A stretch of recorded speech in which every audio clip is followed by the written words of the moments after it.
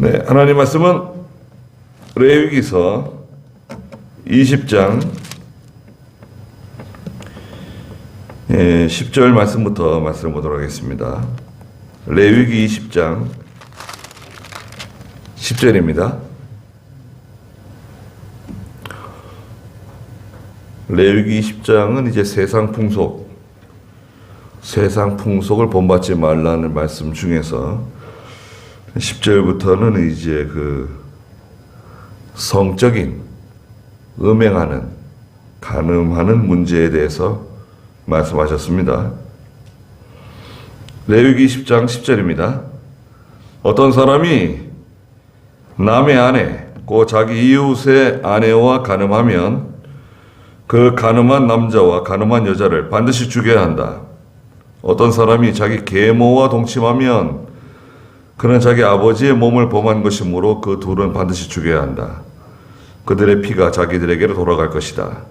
어떤 사람이 자기 며느리와 동침하면 그 둘은 반드시 죽여야 한다. 그들은 혐오스러운 일을 행하였으므로 그들의 피가 자기들에게 돌아갈 것이다. 그러셨습니다. 네. 음행죄. 음행하는 것에 대해서 어떻게 처리를 해야 될 것인가에 대해서 말씀하신 거죠. 그러니까 오늘날은 우리가 직접적으로 뭐 이런 식으로 잡아 죽이고 그렇게 하지는 못하죠. 그렇지만 이것은 그와 상응하는 하나님의 징계를 받고 또 그런 무서운 죄라는 것을 알아야 된다는 거죠. 시대가 악하기 때문에 음행하는 것에 대해서 또 그 음란한 생활에 대해서 우리가 무던하게 넘어갈 수 있는데 그렇게 하면 안 된다는 거죠. 교회는 성결해야 되고 또 예수 믿는 성도가 이런 죄를 짓지 않도록, 또 이런 죄를 지었어도 철저하게 회개하고 다시는 이런 죄를 짓지 않도록 그렇게 잘 가르치고 또 하나님 앞에 바로 서도록 해야 된다는 것입니다. 10절에 있는 것처럼 어떤 사람이 남의 아내, 곧 자기 이웃의 아내와 간음할 경우에 어떻게 되느냐. 그 간음한 남자, 간음한 여자 둘 다 반드시 죽이라는 것입니다. 두 번째는 11절에 어떤 사람이 자기 계모 있죠? 계모와 동침할 경우 그런 자기 아버지의 몸을 범한 것이므로 그 둘을 반드시 죽여야 한다. 그들의 피가 자기들에게로 돌아갈 것이다. 야곱의 큰아들 루벤이 계모와 동침했죠. 계모가 아니라 아버지의 첩과 간음을 했죠. 그래서 루벤은 모든 축복으로부터 하나님께서 제외시켰어요. 그 장자의 명분은 누구한테로 돌아갔습니까? 요셉에게로 돌아갔죠. 요셉의 족속들, 요셉의 아들 에브라임과 형 므낫세 두 지파로 장자의 축복이 내려가고, 그 다음에 이스라엘의 모든 제사와 제사장의 직무는 셋째 아들인 레위 족속 아론의 계통으로 내려가고, 그 다음에 이스라엘의 모든 우두머리, 이스라엘 전체의 우두머리 지파는 유다 지파로 하나님이 세워주셨어요. 유다 지파. 그래서 유다 지파에서 장차 그리스도가 태어나실 것을 알려주셨죠. 유다 지파가 이스라엘 전체 우두머리에, 장자 지파는 요셉, 하나님의 제사와 하나님께 예배드리는 모든 성물에 관련된 것은 셋째 아들 레위와 레위 지파 아론의 계통. 그 르우벤은 없어요. 르우벤은 여기 동참하지 못했습니다. 죄를 지었기 때문에. 계모와 동침하면 그는 자기 아버지의 몸을 범한 것이므로 그 두 사람 다 반드시 죽이라는 것입니다. 그들의 피가 자기들에게 돌아갈 것이다. 12절에 어떤 사람이 자기 며느리와 동침하면 그 둘은 반드시 죽여야 한다. 그들은 혐오스러운 일을 행하였으므로 그들의 피가 자기들에게 돌아갈 것이다. 며느리와 동침하는 사람, 이런 일이 있는가요? 죽이라는 것입니다. 이런 일이 있다 이거죠. 13절에 어떤 사람이 여자와 동침하는 것처럼 남자와 동침하면 그들로 역겨운 일을 행하였으므로 반드시 죽여야 한다. 그들의 피가 자기들에게 돌아갈 것이다. 예, 남자와 남자의 호모섹스라죠. 호모섹스. 예, 또 여자와 여자, 레즈비언. 예, 이거 다 죽이라는 거예요. 여자와 여자도 마찬가지입니다. 예, 이런 일을 행하는 사람들 하나님께서 무서운 징계를 내리시죠. 에이즈 못 고쳐요. 에이즈는 고치지 못합니다. 병을 좀 잦아들게 할 수 있어도 완치가 안 돼요. 그리고 에이즈에 들어가는 약은 상당히 비쌉니다. 그 의료보험으로 다 해주는 건데요. 동성연애하는 사람들은 질병이 많습니다. 동성연애를 하게 되면 면역 체계가 다 깨져요. 그래서 여러 가지 질병들, 합병증들 많이 발생합니다.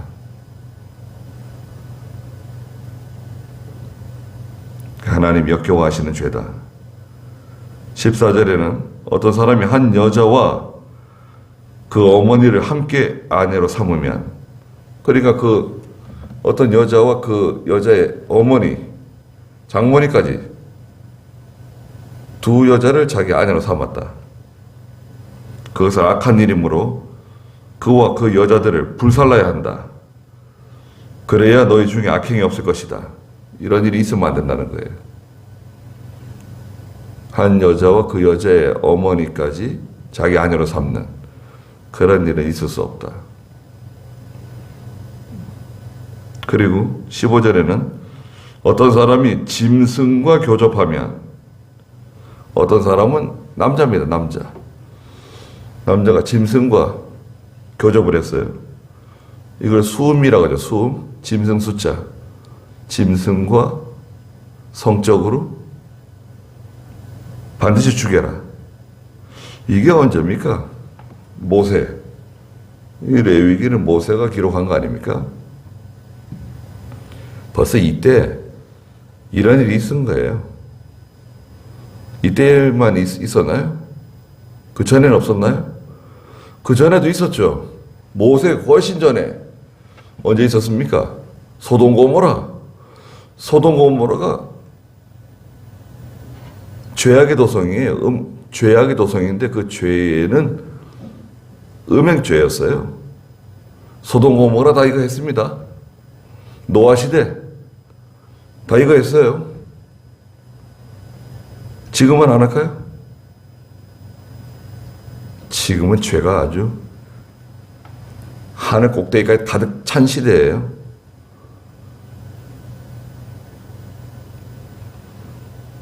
짐승과 교접하면 반드시 죽여라. 너희는 그 짐승도 죽여야 한다. 짐승도 죽이라는 거죠.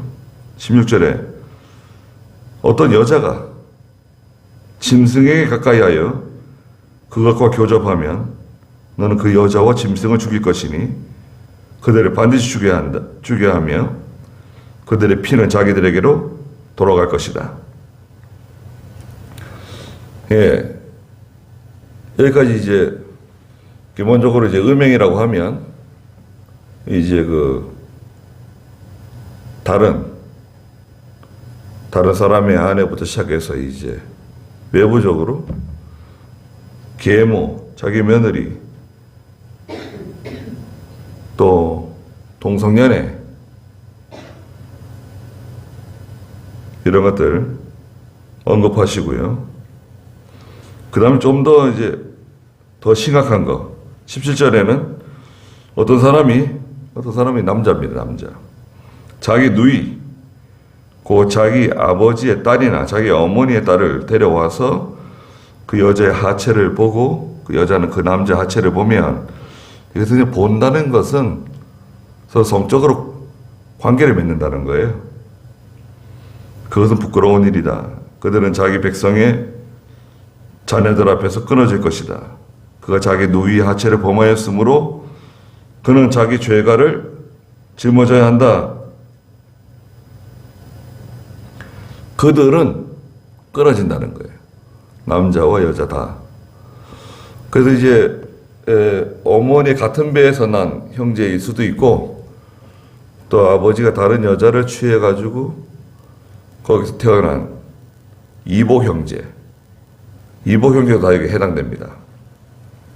18절에는 어떤 사람이 생리 중에 여자와 동침하여 그 여자의 하체를 범하면 그는 그 여자의 근원을 드러낸 것이고 여자는 자기의 피 근원을 드러낸 것이므로 그 둘은 자기 백성 가운데서 끊어질 것이다. 이것은 깨끗하지 않다는 거죠. 끊어진다. 19절에 너는 내 이모, 내 고모의 하체를 범하지 마라. 그가 자기 친족의 하체를 범하였으므로 자기들의 죄가를 짊어져야 한다. 이모나 고모가 자기가 나이가 어릴 수도 있죠. 예. 이모나 고모가 자기가 나이가 어릴 수도 있는데, 이모는 어머니 형제죠. 고모는 아버지의 형제. 20절에 누구든지 자기 숙모와 동침하면, 숙모는 누굽니까? 작은 어머니. 숙모와 동침하면 그는 자기 숙부의 하체를 드러냈으므로 그들은 자기들의 죄를 짊어지고 자식 없이 죽을 것이다.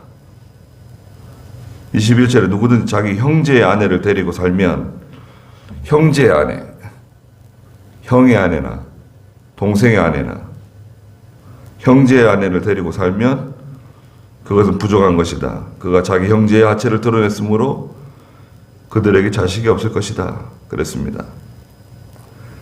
간음죄는,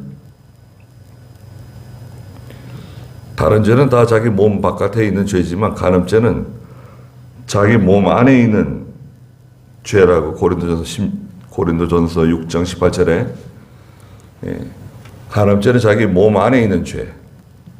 간음죄는 몸 바깥에 있는 죄는 죄와 싸워라. 그거 보통 말씀하시는데, 간음죄는 죄를 피하라는 거예요. 이 죄를 피해야 된다. 고린도전서 6장 18절 한번 읽어보시겠어요?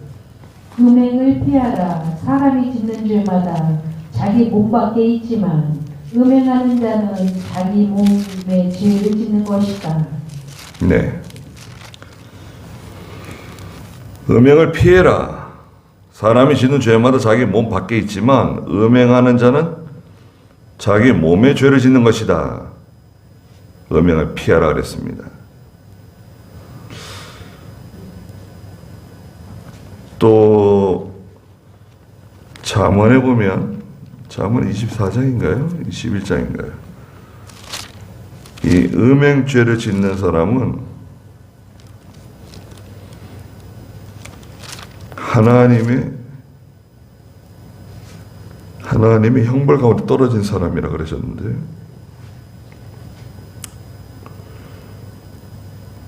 잠언 몇 장인가요?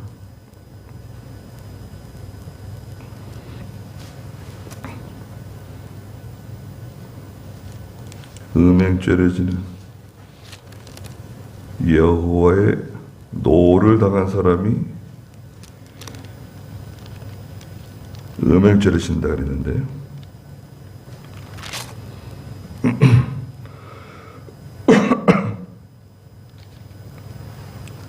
잠언 여호와의 노를 당한 사람.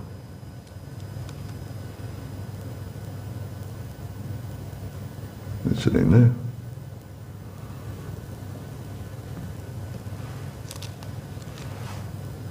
네, 이제 잠언 22장이네요. 잠언 22장 14절 한번 읽어보시겠어요? 음료에 입은 깊은 함정이니 여호와의 진노를 받은 자가 거기에 빠진다. 네. 여호와의 진노를 당한 사람이 이런 죄에 빠진다는 것입니다.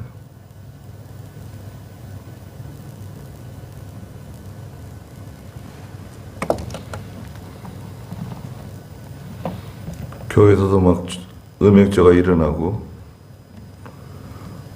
교회에서 음행죄 처벌 잘못하면 어떻게 됩니까?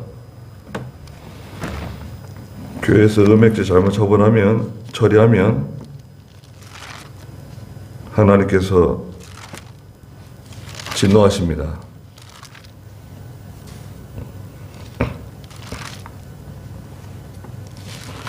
너희 가운데 심지어 음행이 있다는 말이 들린다.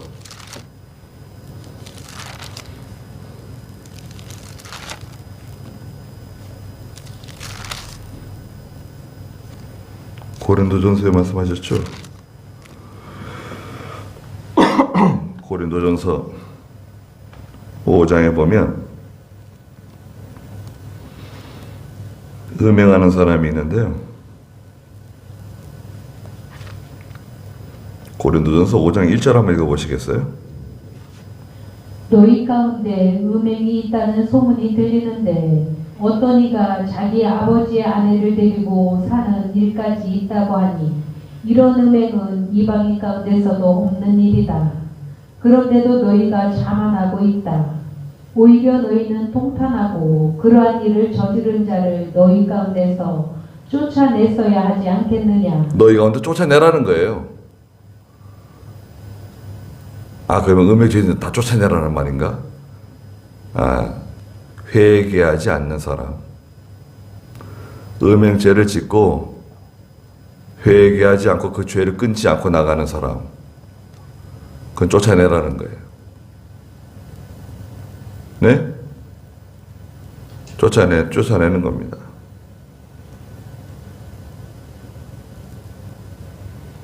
그리고 그 고린도전서 5장 5절에 보면 이런 자를 사탄에게 넘겨준다는 거예요. 음행죄 짓는 사람 사탄에게 넘겨준다는 거예요. 이는 육신은 멸망을 당하고 그 영은 주님의 날에 구원을 받게 하려는 것이다. 육신은 멸망한다는 거예요. 육신은 멸망하고 예수 믿는 사람이니까 영은 마지막 날에 구원받는다는 거예요. 사탄에게 내준다. 사탄에게 내준다는 것은 무슨 말일까요?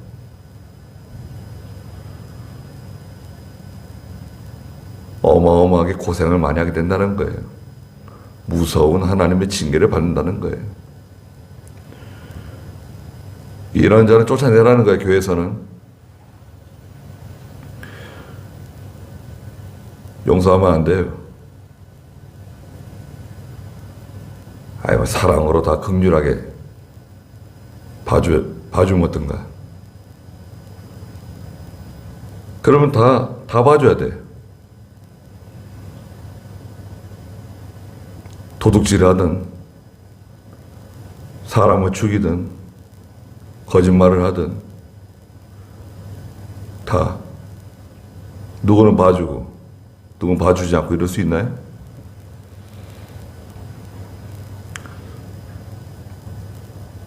회개하지 않으면 그건 징계하는 겁니다. 회개하면 이제 기회가 오는 거예요. 회개하면 교회는 용서해 주는 겁니다. 거짓으로 회개하면 어떻게 하냐? 그 사람 거짓으로 겉으로는 속은 그렇지 않은데 겉으로 잘못했습니다. 하나님께 잘못했습니다. 다시는 이런 죄를 짓지 않겠습니다. 진정으로 회개합니다.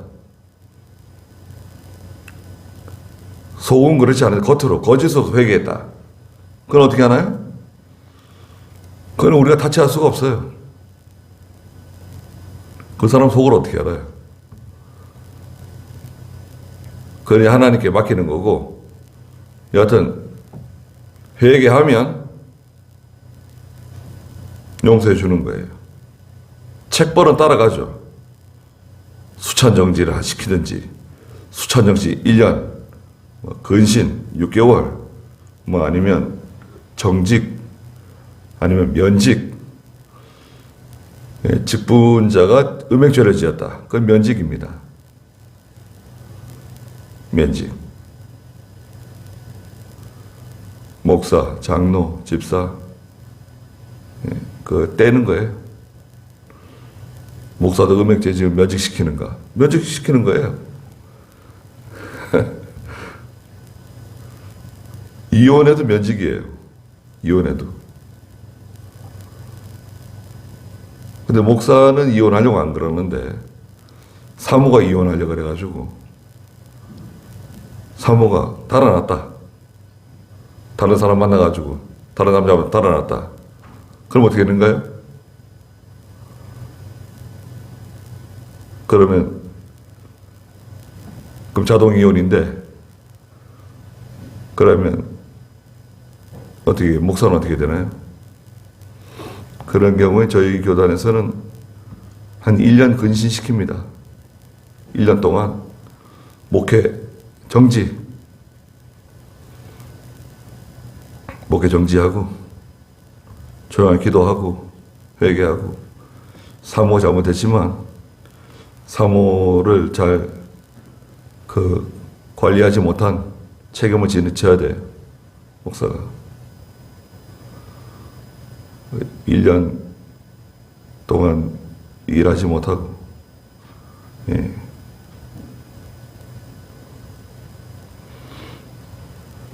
그 다음 22절 읽어보세요. 너희는 나의 모든 규례들과 법도들을 지키고 그것들을 준행하여라. 그리하여야 내가 너희를 데리고 가서 살게 할 그 땅이 너희를 토해내지 않을 것이다. 너희는 내가 너희 앞에서 쫓아내는 민족의 풍속을 따르지 마라. 그들이 이 모든 일을 하였으므로 내가 그들을 싫어하였다. 네. 너희는 나의 모든 규례들, 법도들 이걸 잘 지키라는 것입니다. 그것들을 준행하여라. 하나님 말씀 따라가면 돼요. 다른 거 뭐 생각할 거 없어요. 복잡할 거 없어요. 아이고 머리가 복잡하다. 글쎄요, 머리가 복잡할 수도 있죠. 일이 많아가지고. 그런데 욕심이 개입되면 머리가 복잡해질 수 있습니다. 이거 하고 싶긴 한데 아예 하나님 말씀 어기는 거예요. 정말 하고 싶은데, 정말 가고 싶은데, 정말 먹고 싶은데, 근데 하나님 말씀 어기는 거예요. 그 머리 아파지죠. 어떻게 하면 좋을까요? 그러지 말고 하나님 명령 지키라는 거예요. 하나님의 말씀 순종하면 편안해집니다. 그리고 예수 믿는 성도는요, 너무 생활이 복잡하면 안 돼요. 단순해야 돼요.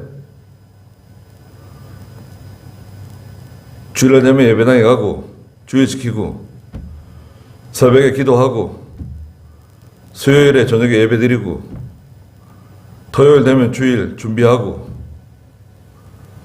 토요일 날 뭐 이것저것 막 복잡하게 일 만들지 말고. 목사만 그런 게 아니에요. 일반 성도들도 토요일 날 너무 복잡하게 일 만들고 뭐 어디 복잡하게 일 만들게 되면 주일 지키는 지장이 있어요. 그 평일날에 열심히 일하고 푹 쉬고 저녁에는 푹 쉬고 남편 아내를 사랑하고 아내는 남편을 존경하고 자녀는 부모를 공경하고 하나님의 말씀 두려워하고 게으르지 말고 거짓말하지 말고 욕심 부리지 말고 그러면 어떻게 될까요?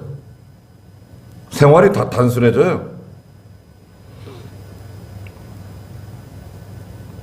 뭐 이 사람 일에 개입해가지고 뭐 복잡한 게 뭐 이 사람 일도 신경 쓰고 저 사람 일도 신경 쓰고 저것도 하고 이것도 하고 세상에서는 뭐 오지랖이 넓다고 예 오지랖이 넓은 사람들 그건 좋은 말은 아니죠.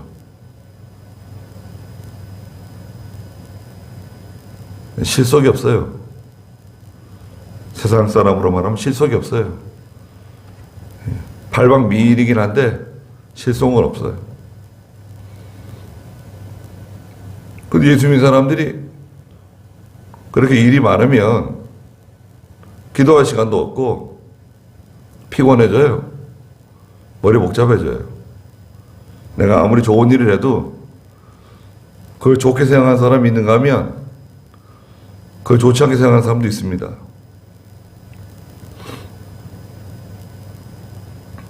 뭐 연예인들도 그렇잖아요. 연예인들도 뭐 식구들이 나와가지고 뭐 이렇게 뭐 식사하는 장면이 나왔다. 아, 저 연예인은 가정적이구나. 아, 식구들과 이렇게 화목하게 가정을 잘 꾸리고 사는구나. 근데 그 사람 좋지 않게 생각하는 사람 뭐라 그럴까요? 뭐 자기 자랑한다 그러고 뭐 집 자랑을 한다 그러고 뭐 아이는 뭐 어디 학교를 다니고 뭐 거기서 뭐 무슨 짓을 하고 뭐 학폭을 한다 그러고 어쩌고 예. 자기는 뭐 좋은 의도로 그렇게 방송에 나갔는데 자기를 좋아하지 않는 사람들은 그걸 뭐 시시콜콜 다 들춰내가지고 공격을 해요. 그게 무서운 거죠. 사람이 무서운 거예요. 예수 믿는 사람은요, 교회는 단순해야 됩니다. 너무 복잡하게 일을 하는 게 아니에요. 예.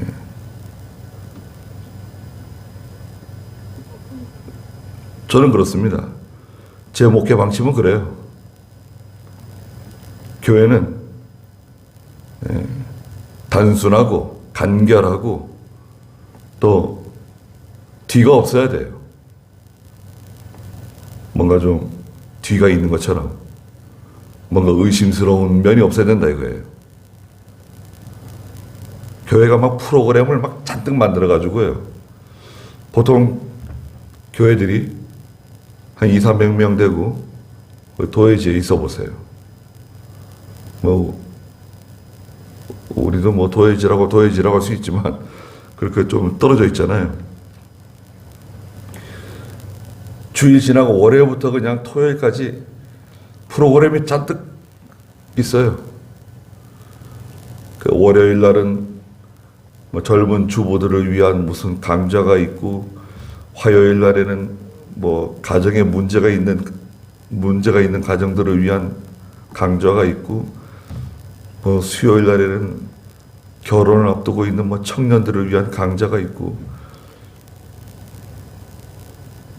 그야말로 시간에 프로그램을 잔뜩 만들어가지고 뭐 목요일 날에 성경 공부가 있고, 뭐 금요일 날에는 무슨 기도회가 있고, 낮 기도회, 저녁 기도회, 무슨 철야 기도회 잔뜩 만들고, 토요일 날에는 무슨 또 주일을 준비하는 무슨 봉사, 무슨 모임, 무슨 꺾어지 뭐 강좌 뭐 이런 걸 막 잔뜩 만들고, 교회 꺾어지 하면서 교회 강좌한다는 거죠. 그러면 좋아하는 사람도 있겠죠. 집에 할 일도 없이 집에서 무료하게 애들 학교 보내고, 오전엔 자고, 오후에는 애들 엄마들끼리 다 모여 카페마다 그냥 가득가득 차가지고, 아이들을 왜 학원에 보내느냐? 아이들이 학원 보내는 이유가 따로 있대요. 아이들 뭐 학원 뭐 2개, 3개씩 다 보내잖아요.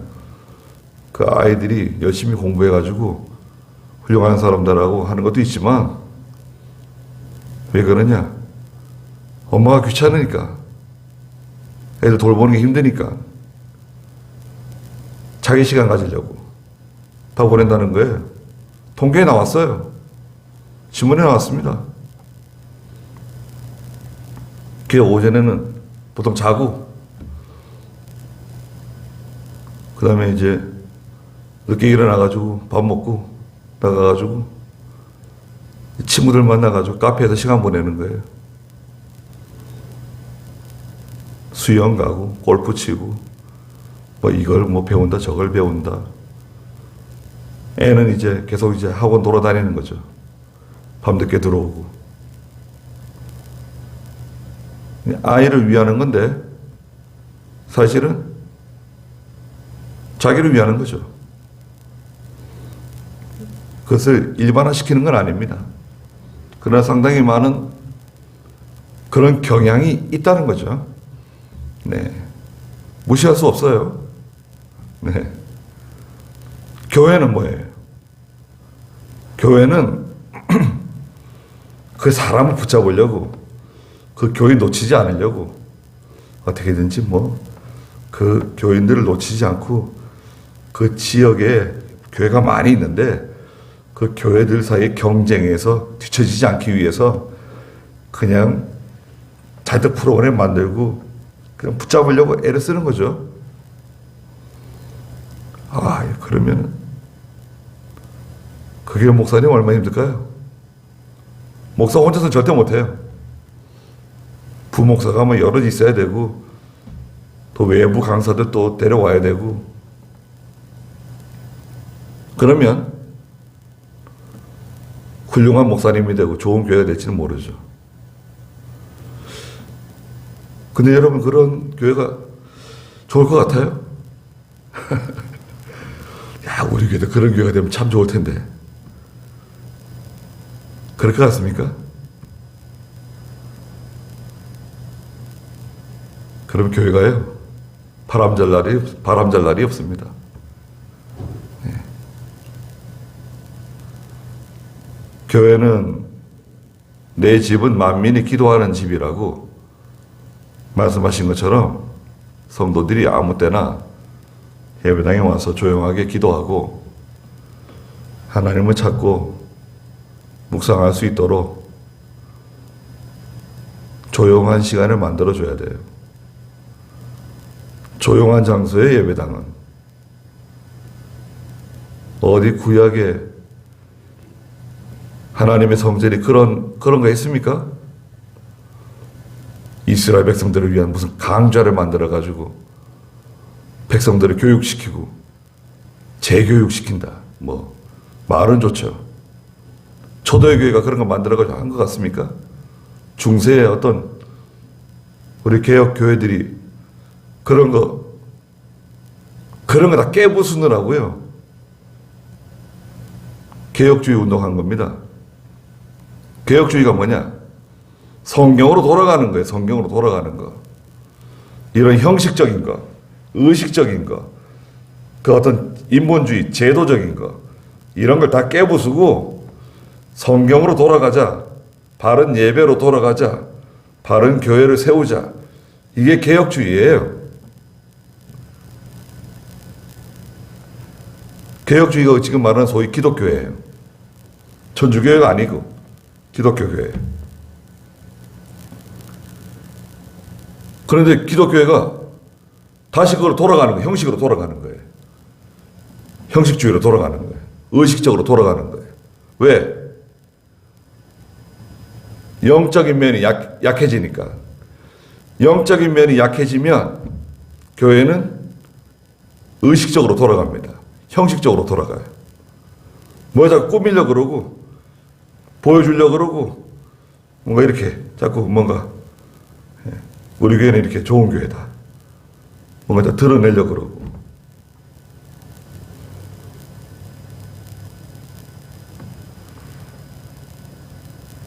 왜 그걸 일반화시키냐? 그렇지 않을 수도 있다. 지금 예배가 유튜브로 나가잖아요. 또 어떤 분이 들을 때는 그거는 일반화시키는 거다. 그것은 잘못된 주장이다. 그렇게 생각할 수도 있어요. 그러나 그렇지 않습니다. 제가 말씀드리는 것은 제 주관적인 일반화시킨 주장이 아니에요.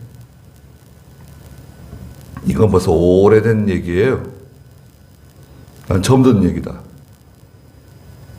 그건 잘 몰라서 그러는 거예요.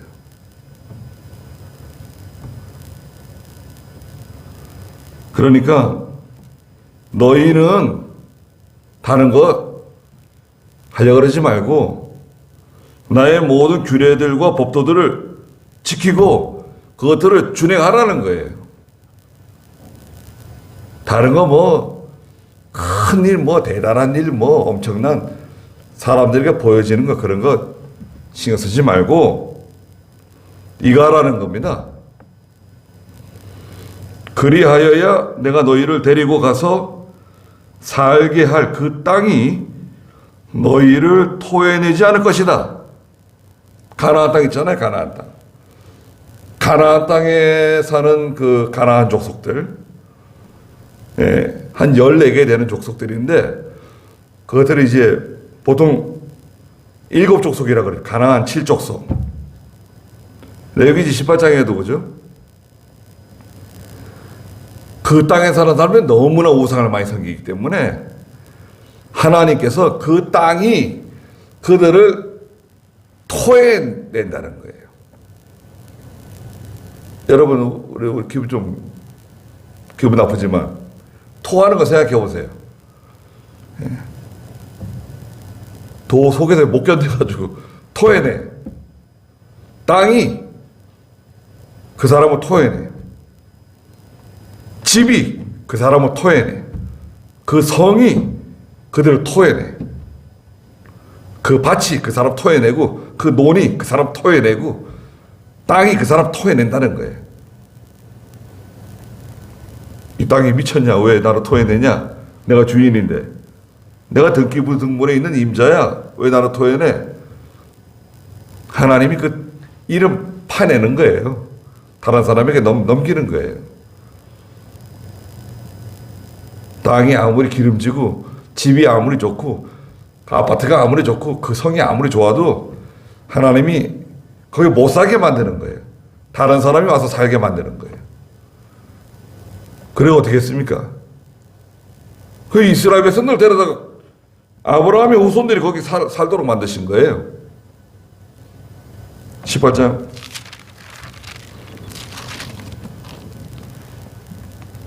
28절 읽어보시겠어요? 그 땅이 너희 이전에 있던 민족들을 토해냈던 것 같이 너희가 그 땅을 더럽힘으로 너희를 토해내지 않게 하여라. 네. 우상 섬기고 믿음으로 살지 않으면 내가 있는 그곳에서 나를 토해내. 하나님의 종은 어떨까요? 하나님의 종. 하나님의 종은 하나님의 뜻대로 하나님 일을 하지 않으면 교회가 그 사람 토해내는 거죠.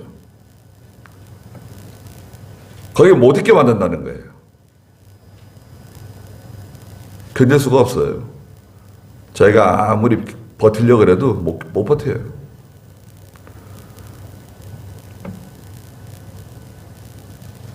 (23절에) 너희는 내가 너희 앞에서 쫓아내는 민족의 풍속을 따르지 마라.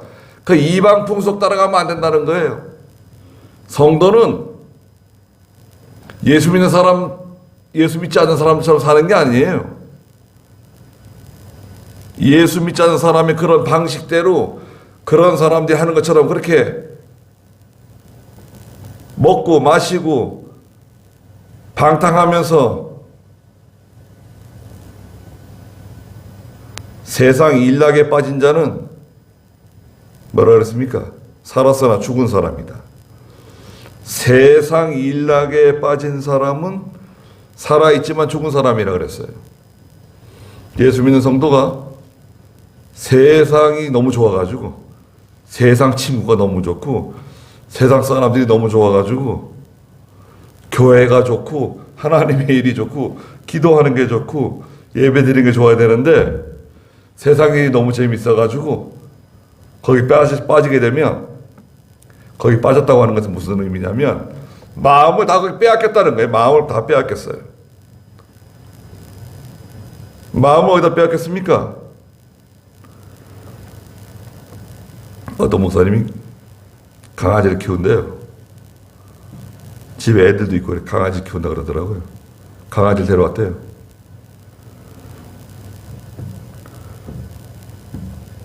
왜 강아지를 키우냐? 그 강아지가 사람 한몫한다. 애 하나 더 키우는 거다. 거기 왜 그 개한테 마음을 빼앗기려고 그러냐? 저보고 이상한 말을 한다는 거예요. 왜 걔한테 마음을 빼앗기고 그래? 거기다 왜 돈을 쓰고 그래? 뭐 집에서 개 키우고 고양이 키우는 게 죄는 아니지만 저는 조금 저도 뭐 집에서 애들이 개를 키우면 어떻겠냐고.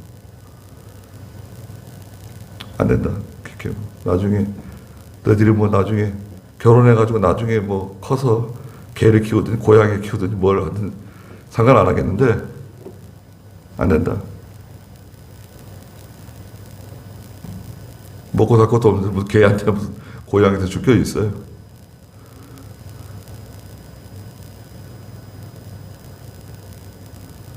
그리고 키우다가 뭐 아무데나 다 버리고 말이죠.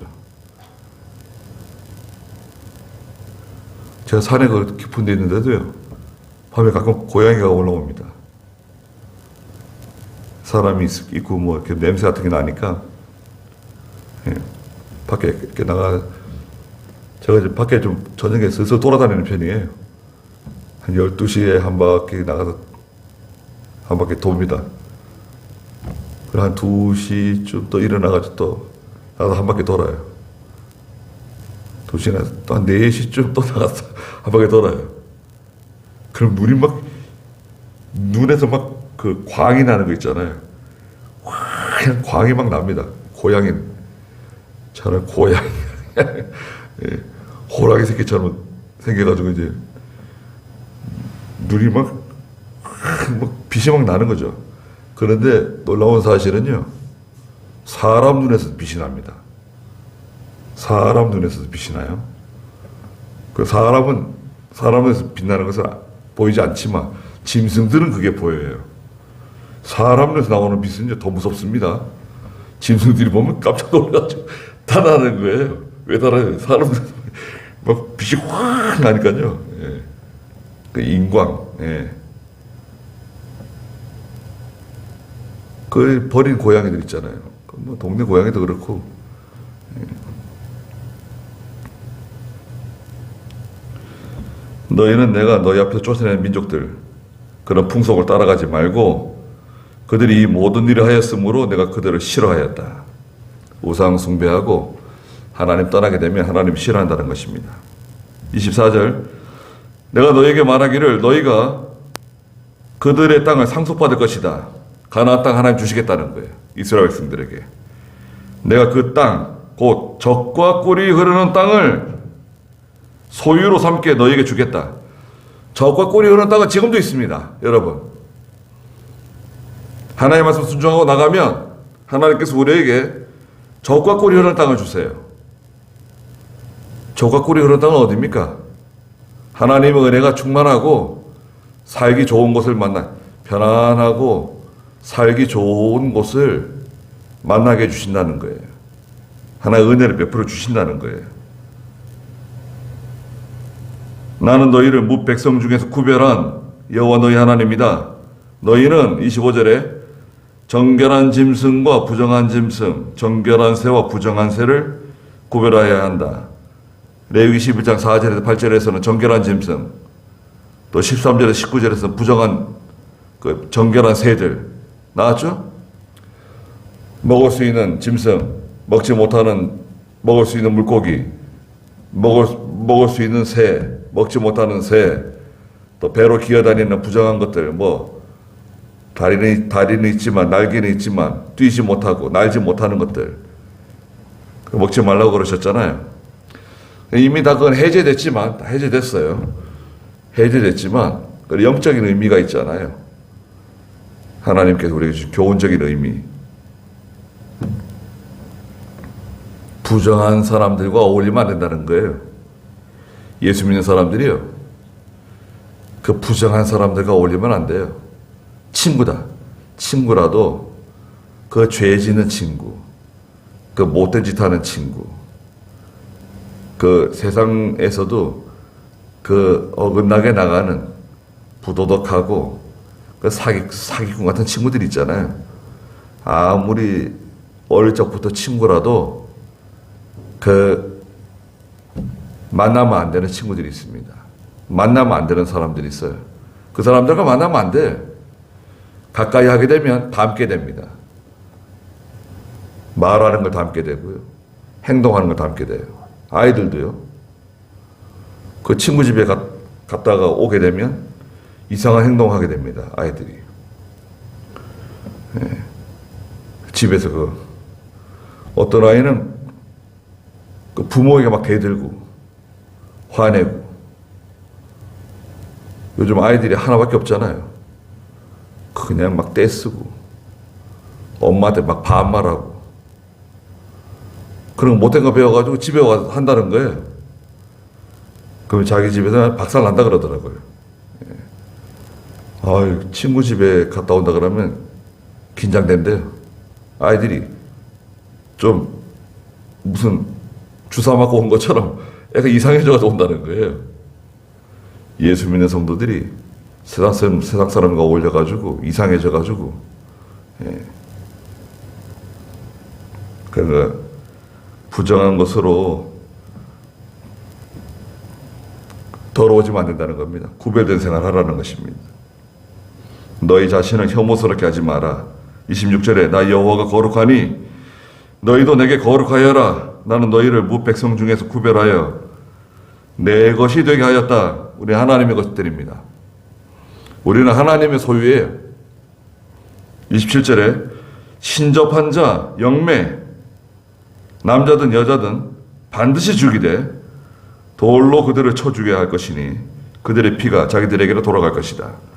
신접한 자, 영매, 영매에는 뭐 박수, 남자 우상도 포함됩니다.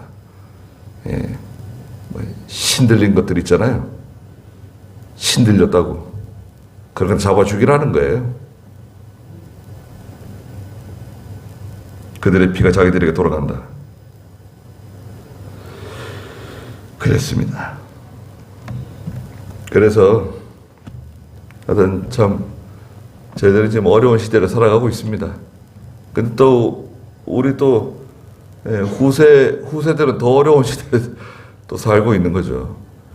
점점 더 더러워지고 그렇기 때문에 교회가 이걸 어떻게 가르치고 어떻게 이 일을 헤쳐나갈 것인가. 이것도 큰 숙제입니다, 사실은. 네.